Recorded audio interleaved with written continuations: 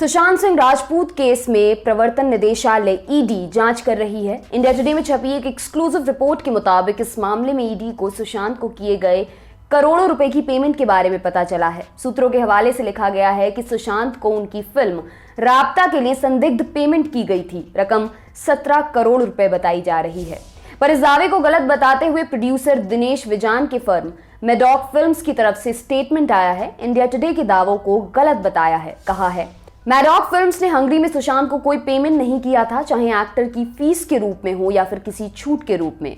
Firm को कभी 17 करोड़ नहीं मिले, ये गलत दावा किया गया है। हमने फिल्म राब्ता के लिए सुशांत को अग्रीमेंट के हिसाब से पूरी पेमेंट कर दी थी और उन्होंने भारत में ही दी गई पेमेंट रिसीव कर ली थी। इस बारे में हमने विभाग को सबूत के तौर पर पेमेंट के रेलेवेंट डॉक्यूमेंट्स सौंप दिए थे। फर्म ने अपने बयान में आगे कहा, इस बात पर भी ध्यान देना चाहिए कि हंगरी में हुई शूटिंग के लिए सभी फंडिंग और फाइनेंशियल ट्रांजैक्शन टी सीरीज द्वारा हैंडल किए गए थे।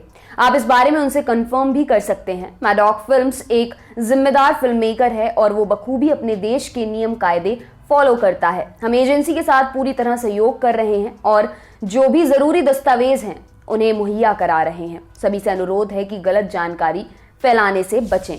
बयान में आगे बताया गया, दिनेश विजान को दुबई से भारत लौटना था, पर कोरोना टेस्ट कराना जरूरी था और जब उनकी रिपोर्ट आई तो वो पॉजिटिव पाए गए। इसके चलते वो इंडिया वापस नहीं आ पाए, पर जैसे ही वो ठीक हो जाएंगे वो इंडिया आएंगे और मैडॉक फिल्म्स जरूरत पड़ने पर अधिकारियों का पूरा सहयोग करेगी। आइए जानते हैं क्या था रिपोर्ट में। इंडिया टुडे की खबर के मुताबिक ईडी फिल्म के प्रोड्यूसर दिनेश विजान से पिछले महीने इस बारे में पूछताछ कर चुका है। दिनेश को पेमेंट संबंधी कुछ कागजात जमा करने को भी कहा गया था, लेकिन वह हंगरी में शूट हुए फिल्म के ओवरसीज शूट बजट की डिटेल जमा नहीं कर पाए थे और जब एजेंसी की ओर से उन्हें समन भेजा गया तो कोरोना का हवाला देकर नहीं आए। इंडिया टुडे के रिपोर्टर दिव्येश सिंह की रिपोर्ट के मुताबिक ओवरसीज शूटिंग के लिए प्रोड्यूसर्स को पेमेंट के तौर पर कुछ रकम दी जाती है और ये संबंधित देश में शूटिंग पर खर्च किए गए कुल बजट का लगभग 20% हो सकता है। इसे ओवरसीज पेमेंट पर्क्स कहा जाता है। एजेंसी को शक है कि प्रोड्यूसर्स विदेशी सरकारों को, खासकर यूरोपियन देशों की सरकार को ज्यादा खर्च का ब्यौरा दिखाते हैं ताकि अधिक से अधिक पेमेंट का लाभ उठाया जा सके और इन पैसों को फिल्म के अभिनेता अभिनेत्रियों की पेमेंट भुगतान के लिए इस्तेमाल किया जा सके। एजेंसी को संदेह है कि इन पैसों को संबंधित देश के हवाला चैनल्स के माध्यम से भारत भेजा जाता है।